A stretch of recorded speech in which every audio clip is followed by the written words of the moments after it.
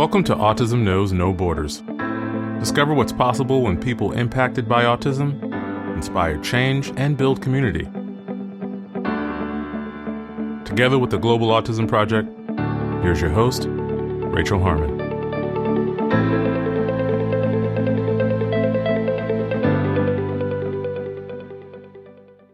Hello, everyone. Our guest today is Sivan Hong. Sivan is the author and illustrator of the best-selling children's book series, The Super Fun Day Books, which celebrates the triumphs of neurodiverse children as they face challenges with determination and courage. Her titles include Benny J. and the Horrible Halloween, George J. and the Miserable Monday, Emily D. and the Fearful First Day, and Avery G. and the Scary End of School. Sivan is also the mother of 2 neurodiverse children, and she herself has ADHD. In this conversation, we discuss Sivan's discovery of her neurodivergence at age 47, how audiobooks opened her up to the world of reading, neurodivergent traits that help her writing, the difference between social stories and traditional children's books, why social stories are effective in teaching neurodiverse children to navigate challenging situations, the benefits of social stories for every student in the classroom, including neurotypicals, an excerpt from one of Sivan's books about Halloween, why she focuses on strengths with her family, and tips for other parents. In this episode, discover what's possible when stories shape behavior. To learn more about Sivan Hong, please visit our show notes at autismknowsnoborders.com. We appreciate your time. If you enjoy this podcast and you'd like to support our mission, please take just a few seconds to share it with one person who you think will find value in it too. You can also follow us on Instagram at Autism Podcast, subscribe to our YouTube channel, Global Autism Project, and join our online community on Mighty Networks at community.globalautismproject.org. And now I present you, Sivan Hong. Hi, Sivan. Welcome to Autism Knows No Borders. Thank you for being here today. Thank you, Rachel. Thanks for having me. So let's start with a brief introduction. I am a children's book author. I'm a neurodivergent children's book author, and I write and illustrate books for neurodivergent kids, usually from the ages of about 3 to 9, that shows them in examples of places where they can be brave and really highlights the strengths that they have as neurodiverse kids. Great. And you're also a parent. I'm a parent of 2 neurodivergent kids, too. So there's 3 of us in this house, and my husband is the one outsider who's neurotypical and sometimes looks around and has no idea what's going on, but the rest of us are totally in sync. Okay.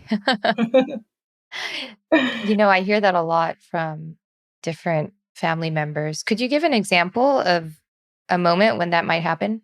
Sure. I think the best example is in the mornings when we're all getting ready to leave the house, and the kids will leave half-eaten breakfast, on their seat while they're going to go get a book for their book bag, and 3 dishes are taken out of the dishwasher to get put away while I'm running off to do something else.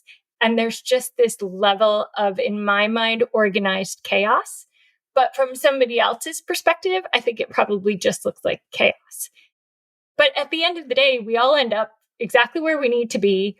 The books are in the book bags, the breakfasts have been eaten, and the dishes are put away. So one way or another, we get there. It's just not linear. Nothing is ever linear. Okay, interesting. So what is your neurodivergence? So I have ADHD, and I have a son who's autistic and has ADHD, and another son who has ADHD and dysgraphia. Okay, got it. And could you explain what dysgraphia is? Sure. It's similar to the way people think about dyslexia when they think about the way words get processed in your mind differently with dyslexia. Dysgraphia takes that and says, okay, when I start writing, the words in my mind will look different on paper. So oftentimes you will see children who have letters and numbers switched and written in the opposite direction than they may appear in their mind. this world of neurodivergence has so many different things. And we often talk about autism as being a spectrum, but I think every part of neurodivergence is a spectrum. And there's so many places where they overlap. It's hard for me to be able to say, oh, this characteristic of my son is because he's autistic, and this characteristic is because he has ADHD. It doesn't really work that way, right? Like all the lines are blurred. There are things about me, like eye contact, that I struggle with that most people would attribute to somebody who may be autistic. But it's also a trait that can happen with people with ADHD. And so many times I think about these as kind of artificial constructs that we have created to just describe this spectrum of brain differences. Yeah. For us to kind of comprehend what's happening. Yes, exactly. Did you grow up knowing? So I found out about my neurodivergence when I was 47. And it was because both of my kids had been tested and identified, and they looked at me, and they weren't that old, and they're still not that old, but they were much younger than they are now in elementary school. And they were like, Mom, you are just like us. Go get tested. And how could I say no, right? Like they had gone through it. I told them the process is fun and you get to, all these questions and all these like kind of puzzles that you do. And so I couldn't say no. So for my 47th birthday, I got tested. And look, in the United States, it's very expensive to get tested, particularly as an adult. And it's not something that our healthcare system deals with very well. So it was my birthday present to myself. And I came home and they, asked me how it went, and I told them how much fun it was. And then I had to wait, 2 to 3 weeks to get the results. And when I got the results, they high-fived me and were like, welcome to the club, Mom. And so we really try in my house to focus on the fact that this is something really cool, that having a different brain and thinking about the world in a different way is a strength we have.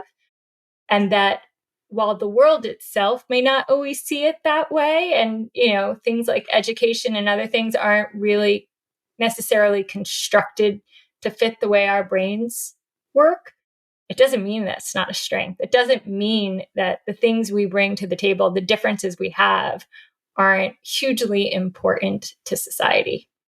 Yeah. So in your 47 years before finding this out about yourself, did you have a sense that you were different or that you thought differently from your peers? I knew something was different. I didn't have a name for it, right? I grew up in the 70s and 80s, and the only way anybody thought about anybody who was neurodivergent, obviously that term wasn't there yet, was you had this idea of Rain Man, right? Like that's what you thought. That's all you knew. That's all we were exposed to. And I wasn't like that. And I was also a girl, and nobody ever thought that girls could be neurodivergent. Like it just wasn't a thing. But looking back, I mean, it was very obvious. I created my own fidget toys when I was little. So I used to take the metal hangers you get from dry cleaners, and I would bend them and keep them in my hand whenever I was watching TV or talking on the phone or doing any of that, because I needed that other sensory input that I wasn't getting otherwise. I also had a lot of challenges with focus on reading and writing, and I couldn't understand why it seemed so much harder for me than it was for my peer group. And I had to work 10 times harder than everybody else, or at least that's how I felt, in order to be successful in a traditional public school setting. It didn't click. Only when I got older and I was in college, probably a little after college, did I discover kind of books on tape, which are now audiobooks, but back then they were on cassette tapes. And it opened my mind to reading. It opened my mind to what everybody was talking about for all that time. And, some people will say audiobooks aren't reading, right? That's kind of cheating or something. But the analogy I like to use is that you would never tell a blind person that when they read using Braille, that they're not reading. because the words are entering their mind through their fingers. I think about it that the words are entering my mind through my ears. And what matters is what happens to those words when they get into your brain and how you process them and what you do with them, and not the mechanism in which you use to get them in there. And I read more than 100 books a year now because this is the way that I'm able to consume that beautiful art form that is writing. Yes, and I've definitely heard that argument about audiobooks and listening to the words rather than reading it on paper. So I hear what you're saying about what your brain does with the words once you have it. But is there like a scientific difference between when you read the word with your eyes and you hear it and when you touch it? So I'm not sure because I'm not a physician or a biologist. But at the end of the day, you read for enjoyment or for knowledge.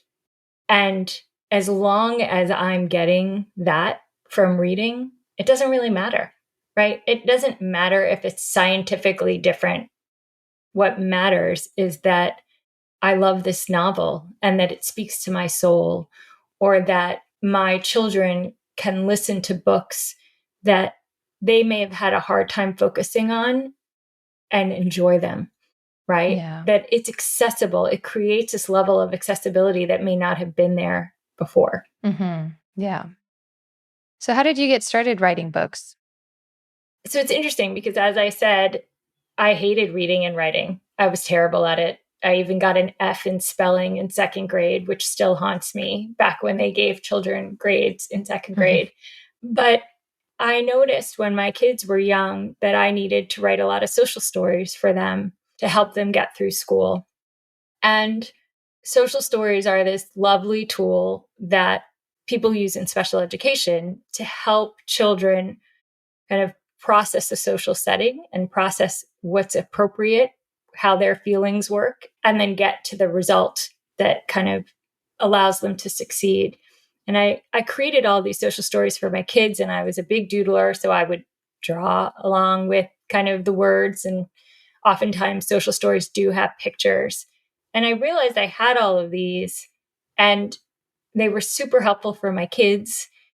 And I needed to find a way to share them with others, right? Because can't just be about my kids using them and being successful and finding them helpful. If other kids could find them helpful, well, great. And I kind of had this level of hubris, I guess, for lack of a better word, where I was like, oh, I can just put these in a book. I have absolutely no idea what I'm doing. I had no background, prior to having kids. I was a professor and I was in business and I had no idea what I was doing, but I went for it. And I wrote and published my first book about Halloween in February, which in hindsight, you're like, what? What did you do? Like, I clearly had no idea what I was doing. But turns out that there's a need for books like this so that people like me and kids like my kids can see themselves in a picture book and think, oh, I'm not really so different. I'm okay. I'm normal. My Halloween book has a child who wears headphones in it. For the life of me, I couldn't find a photo, a book that had a child wearing headphones when my son was in kindergarten and needed to wear headphones. So these books actually serve a real purpose to allow our kids to say, that's just like me. It's okay. It's okay to wear headphones because it's just like me. I'm not alone. Yeah. Yeah. And that's so important in this community where people might be feeling like they don't belong in a classroom with other peers. So, could you talk also about how your books have been used to guide neurotypical students in the classroom? Yes, absolutely. So it's one thing to have my kid or another neurodivergent child pick up a book and be like, that's just like me, and see a kid wearing headphones and be like, all right, I'm cool, I'm good. But if you read this book in a classroom with other kids, neurotypical kids, and they see a character wearing headphones, then when they encounter a peer in their class wearing headphones, It's not weird. It's not different. It normalizes that experience. And so when teachers read books like this, and it doesn't just have to be my book, right? Like we're starting to get a canon of books out there for kids like this.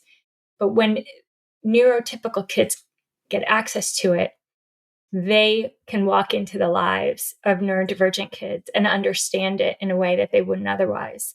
There's often this description in children's books that the books can be, a mirror for a child so that they can see themselves.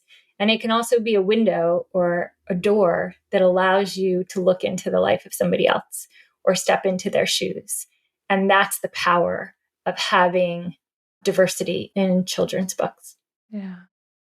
So could you elaborate a little bit more on that difference between traditional children's books and social stories? Yeah, absolutely.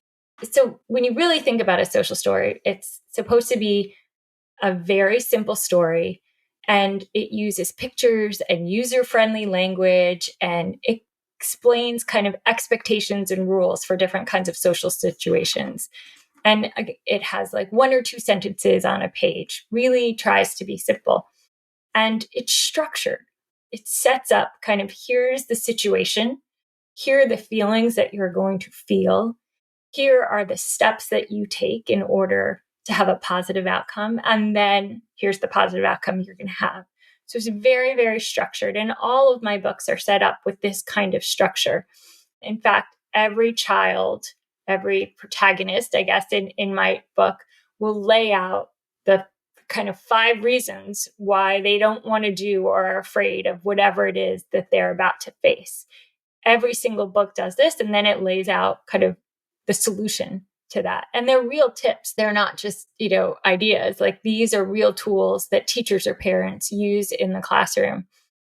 And then at the end, the child is very proud of themselves because they are able to do this on their own. A traditional children's book is going to have an arc of a story, right? Here's the character. Here's what happens to the character. The end. And it's at times can be educational. They can have morals, but it is not as rigid and it is not as structured. Oftentimes, neurodivergent kids enjoy the structure because they know what's going to happen, right? Here are the steps. They're clearly laid out. They're numbered in my case. And here's the solution. And they're clearly laid out and they're numbered. And so it allows them to access that information in a way that they may not be able to do otherwise. The illustrations in my books are deliberately simple. The reason why I do this isn't just because I like to doodle and so they they work for my artistic ability. When you read a child a book that has an incredible illustration, my children would all of a sudden not look at the main character in the illustration, but off in the corner, there could be like some little red bird in a tree somewhere that has nothing to do with the story, and start asking me questions about that because there's too many inputs for them. So these books have illustrations that are deliberately simple to keep the child's focus on the story and what it's teaching them. The fonts are also all dyslexic friendly so that children with dyslexia can follow along and be able to kind of comprehend the book.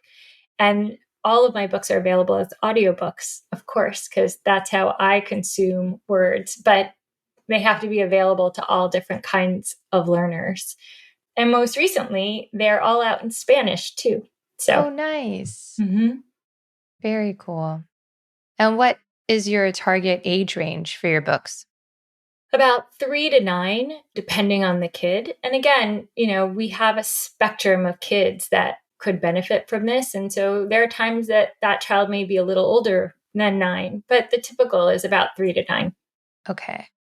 And I know there's so much research actually out there backing social stories as like an evidence-based practice that's used in teaching how to navigate certain situations.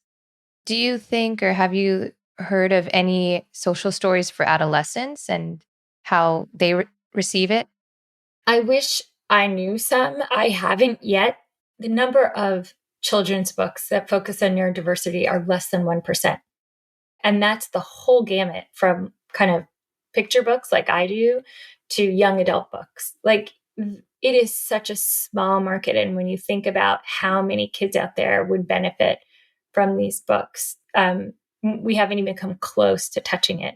So I do think for your listeners out there, if there's somebody who wants to do that, there would be great demand, because most of the books that target that age group are kind of young adult chapter books. And there's some incredible ones that have been written by autistic authors that really speak to the experience and are relatable to neurotypical kids as well. I'm going to plug a website that I have nothing to do with, but that has a great resource, a novelmind.com lists a whole bunch of these books that you can find. And it's run by an autistic author named Sally J. Plod. She's written a bunch of children's books, but they're out there. They're hard to find, again, because they're less than 1%. But that's a great place to look if you're looking for those kinds of books. Oh, great. Thank you. Okay, Sivan, so you have a book with you to read for us today, one of your social stories. I do. So it's one, because when we're recording this, it's the start of fall, and it's one about Halloween. And again, all of these are true stories. Like, this is actually what happened to my kid and how he dealt with it. But it's called Benny J and the Horrible Halloween, because Halloween can be really challenging for autistic kids and neurodivergent kids, because there's so much change and there's so much sensory challenges. And so this was a book to help him kind of get through. I won't read all of it, but I'll start off with a couple of pages so you get the idea. Okay. Hi, my name is Benny J. My favorite things are eating chocolate ice cream with rainbow sprinkles and pressing the buttons on elevators. Tomorrow is the Halloween parade at school. Everyone will come in their costumes. My teacher, Miss Austin, will be in a costume. All the parents will be in there to watch. Everyone says it's a super fun day. Everyone is excited about the Halloween parade.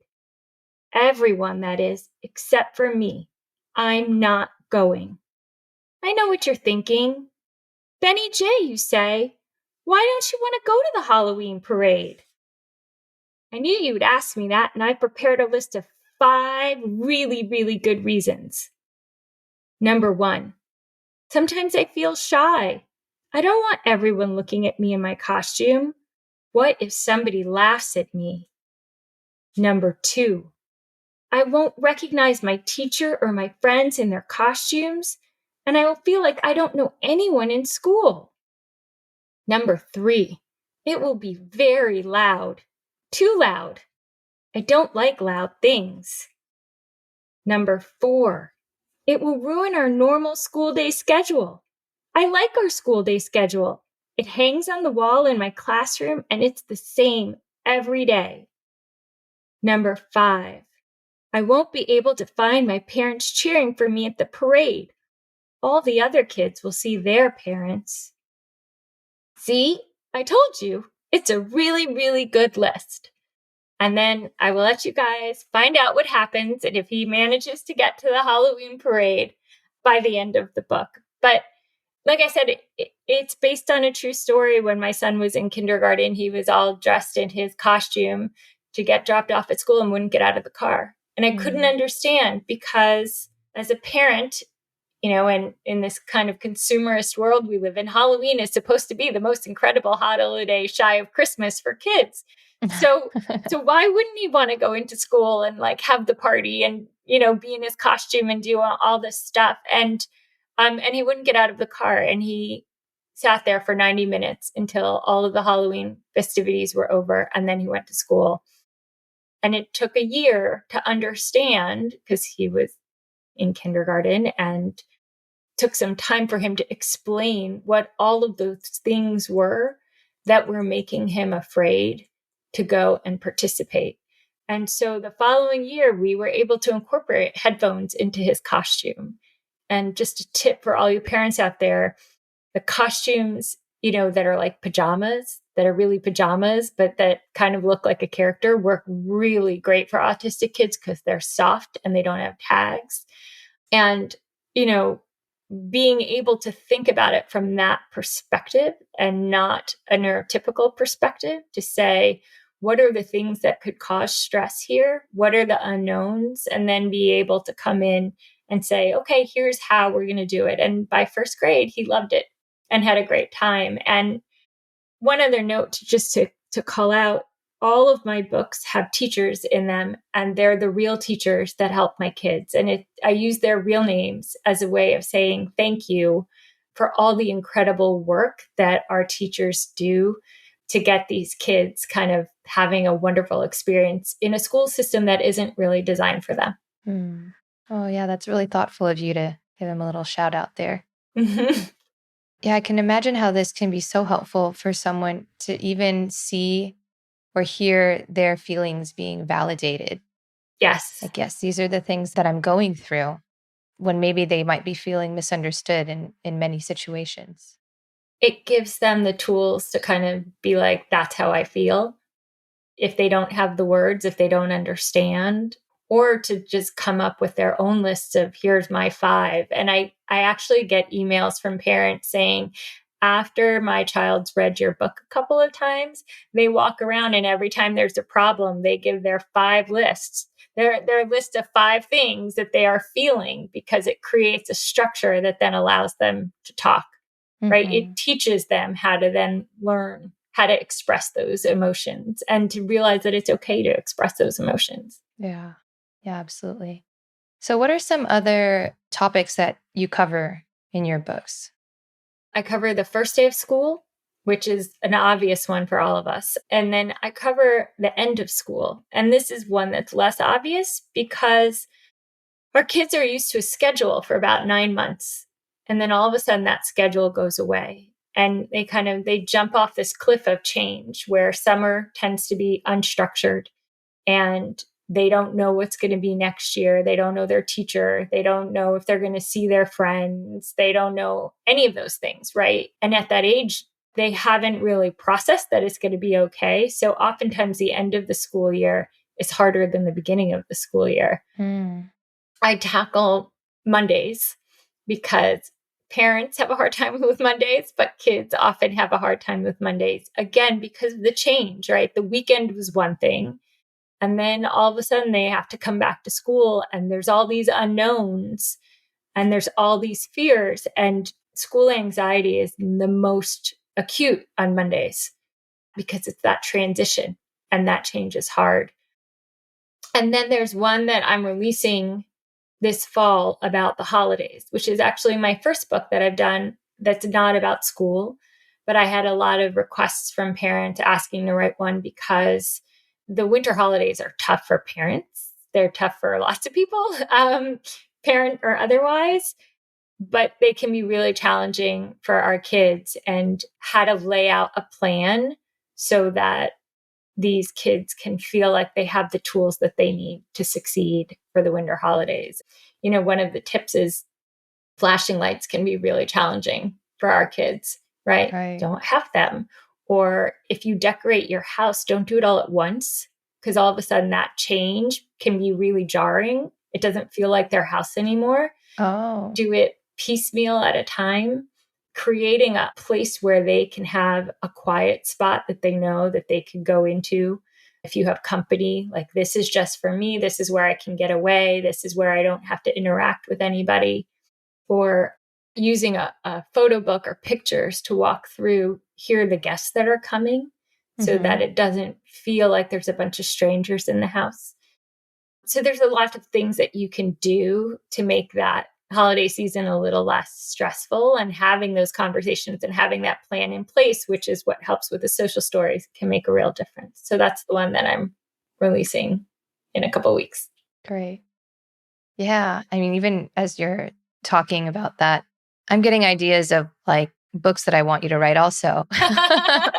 Like a travel one, or I don't know if you've done that. Or even, have you touched on the topic of bullying? I haven't touched on the topic of bullying. It's on my list. Going to the dentist is on my list because there are so many sensory challenges in going to the dentist. So Yeah. there's a bunch that are still in kind of, but I love the travel one because you're right. I remember traveling with them when they were like 2 and 4 by myself, and how great it was that people were high-fiving me in the airport because I was with 2 boys by myself. And, all it took was like that little bit of extra support. But there's so much that airports have been doing now to support autistic kids and helping them get through the process. Right. So there's a lot there. There's a lot of good stuff happening out there. Good. Okay, Sivan. So switching gears a little bit, you mentioned earlier that you like to talk about and highlight strengths in your household. So, how do you think your neurodivergence has helped you in writing these books, like the process? So, one of the great strengths of having ADHD is that you can hyperfocus. And what that means is that, there's this misnomer about ADHD. It means that you can't focus on anything. And that's actually not true. You don't focus on everything, but when you focus, you go deep. So for me, writing these books, I would just, hyper focus for days, remind myself that I had to eat and, set an alarm to be like, go pick up the kids from school now, right? But it allowed me to publish a lot of books in a relatively short amount of time, which I wouldn't have been able to do if I didn't have that particular strength. Mm-hmm. It also allowed me to kind of put myself in the shoes of my characters, right? There's an authenticity that comes from understanding that experience. And I use my children in that as well, right? These are true stories that happened to them. And I needed to make sure that the fears and their thoughts were authentic. Because if they weren't, if I just made them up, then they weren't going to connect with anybody, right? The idea was, how do I take their experiences and my experiences and allow other families to benefit from that? And so that's where kind of the strength comes in. And honestly, the fact that I doodled all throughout my education allowed me to illustrate the books, even though I don't have a background in art whatsoever. So I give credit to my fidgetiness there too. Okay. What do your kids think about their lives and experiences being published? They still think it's pretty cool. They get to kind of pick the names of the characters. And when there's ever other kids mentioned in the book or labels on a desk with other kids' names, they get to pick their friends. So they get to kind of put their stamp on it. I have a middle schooler now, so I'm not sure anything I do is cool anymore. But relatively speaking, they like it. It's something that they're proud of, and they get excited when they see a new book come out. And they're my tests, before I let anybody else edit it, I test it with them to make sure it resonates and to make sure that it connects with my target audience, which is them. Mm-hmm. Great. And how do you talk about their strengths with them? Like, let's even talk about autism specifically. Yeah. So my son was diagnosed at 2.5. I probably would have known that he was autistic when he was 3 months old if he had been my second son and not my first son. I didn't have anything to kind of compare it to, but once I learned, I was like, oh, this is pretty obvious. And at that point, we started talking to him about his special brain from that moment on, because I didn't want it to get to a point where he was like, why am I different? What's wrong with me? And start feeling a sense of dread about who he was. And so we started highlighting him things that he does that are great. And, he had special interests. And so even though, and the book that I just read talked about loving the press buttons on an elevator because he loved to do that and knew everything you could possibly imagine about elevators, the companies and the models and whatever. But what a great strength. You are able to understand something at a depth that most people your age, certainly at 3 and 4, would never be able to do. Or his ability to do puzzles was incredible, right? And we would highlight that and be like, look at what you can do. And this is part of your special brain, and that makes it great. And it's not, I don't want to make it seem like we Pollyannaed everything and pretended like there weren't challenges, because of course there are challenges. But the entire world will sit there and tell him about his challenges. You sit through a PPT meeting and all you do is hear about his challenges and the things he can't do. And I believe that as a parent, it is my job to keep reminding him about all the incredible things he can do, right? Because if I remind him of that, when he looks in the mirror, he will see it. And I literally used to have him do this when he was like 5 or 6 and look in the mirror with me. And I would be like, okay, give me something that you're great at. Tell me something you're amazing at. Give me one of your strengths, and say it out loud to himself, because I never want him to feel embarrassed or ashamed about who he is and his difference. His difference is incredible. And we need to figure out as a society how to allow these kids to shine in what they're good at and what they're passionate about, and not say you have to fit into this particular mold.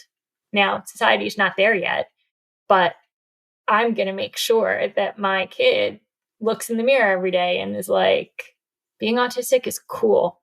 My brain works in ways that other people's brains can't. And that's amazing. Mm-hmm. Yeah. Do you think this comes from a personal experience? Did you ever feel like maybe your strengths weren't highlighted when you were younger and now you want to change that for your kids? Yeah, absolutely. Absolutely. Now, and I couldn't put a label on it back then because I didn't have a diagnosis and nobody talked about these things. And I wasn't an idiot savant like Rain Man, right? Like that wasn't me. But there was clearly a difference in the way my brain worked. And there was clearly a difference in the way I saw things and tried to solve problems or whatever. And, they talk about how often neurodivergent kids hear negative messaging about themselves. And it's like thousands of times before they're like 8 or 9 years old, right? That like, because you can't sit still, or because you don't have strong fine motor skills, so your handwriting isn't kind of great. Like these are all the things that you're bad, right? Like, that you don't fit into the mold of the way a student is supposed to fit in. We can't do that, right? Because if we do that, we're missing out on what these kids can bring to the world, right? It's a detriment to society. One of the stories I've told my kids is about, there was a Nobel laureate scientist called Niels Bohr, and he was a role model and a mentor for Oppenheimer, and the movie just came out, so I'll reference that so that people know who he is. But he was the one who figured out the structure of an atomic cell, what an atom is, right? And what that looks like. He has a PhD, or had a PhD in physics. He wasn't able to physically write his dissertation because writing was such a challenge for him. His fine motor skills were not great, and his mind went so fast that his handwriting could never keep up, and they didn't really, type things to the same degree, right? And this happened to him throughout all of school. So his mother he would dictate everything to his mother, and his mother used to write it out. Now, he is one of the most pivotal people in physics in the world, in history. But had we told him that because you can't write yourself, you're not good enough, you shouldn't, you're going to fail out of school, go do something else, we would have missed out on his incredible mind. He had this gift. And because he couldn't fit into the mold of traditional education, it didn't mean that gift was any less.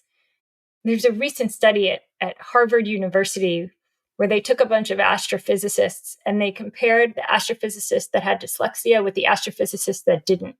And they showed them images of black holes.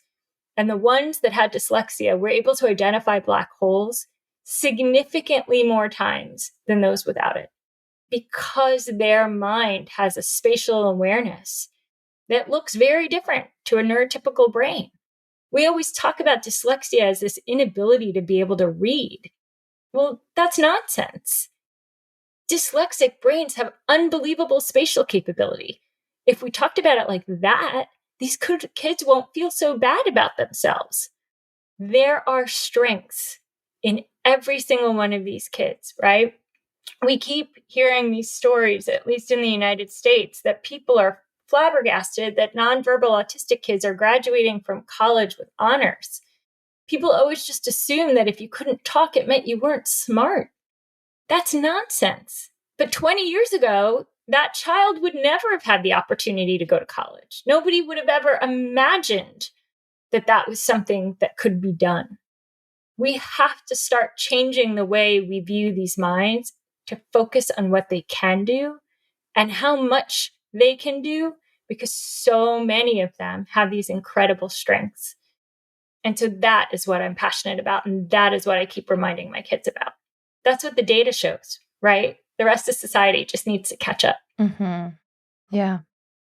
We just published a throwback episode with Temple Grandin, and she talks about why the world needs different kinds of minds to work together. Yeah. So that's it. Exactly. And also, on more individual level, highlighting strengths and what people can do will also just, in theory, reduce anxiety and depression and suicide rates. That's right. Because if you think your difference is a good thing, then you can go forth and do what you're going to do. But if you're constantly reminded that your difference is bad, that's why self-esteem is so low. That's why these kids suffer so much, right? Yeah. What a disservice we're doing, not only to them, but society, because of what they could bring to the table. Yeah. Okay, Sivan, I'd like to close with one last question. Sure. What advice would you give to other parents? I think my biggest piece of advice, aside from what we talked about, which is focusing on the positive, is to connect with other parents. I was fortunate enough to be living in a town where we have a parent group of parents with kids with all sorts of, differences. And we come together and give each other advice and our support network. And knowing that somebody else has walked through your shoes can be so comforting. When you get that diagnosis, whatever it is, it's hard, right? It's hard to realize that your child is different. It's hard to realize that the path you thought that they were going to be on is not the path that they're going on. And by seeing that other parents have been there and are thriving and that it's okay, will make that so much easier for you. And look, social media can be helpful there. I'm not usually a big fan of social media, even though I'm on it to help share my books. But this is one way that social media can be really helpful, because you can hear from other parents that are thriving in this role and doing everything they can for their kids. Yeah. All right. And how can people learn more about you? So I'm the only Sivan Hong in the world, which is helpful. So you can go to my website, which is sivanhong.com, and I'm fairly active on Instagram, and I post a lot about focusing on the positive of neurodiversity and giving lots of examples. And I'm Sivan_Hong_author on Instagram. So those are the best places to find me. Okay. And we'll put those links in our show notes. Thank you. All right. Thank you, Sivan. Thank you so much for sharing today. Thank you, Rachel. Thanks for tuning in to Autism Knows No Borders. Social stories were first created in 1990 by Carol Gray and have since gained massive popularity among parents and special educators. Sivan's book series is making a huge difference in the lives of neurodiverse children and those around them. Do you have any personal experience with social stories? Share your perspectives over in our online global autism community. Whether you're a family member like Sivan, hoping to support and empower your loved ones, a self-advocate wanting to share your story, or a professional seeking to improve your practice, our global autism community is a place for you to connect and collaborate with people from all over the world. Sign up today at community.globalautismproject.org. Let's work together to transform how the world relates to autism. Thanks for listening. Take care. Tune in each week for engaging conversations of how people across the globe are inspiring change and building community. You've been listening to Autism Knows No Borders, brought to you by the Global Autism Project. You can find Rachel's notes for this episode and learn more about today's guests at autismknowsnoborders.com. If you enjoyed this episode, please kindly rate the show and leave a review. By doing so, you'll be helping us increase awareness and acceptance of autism around the world.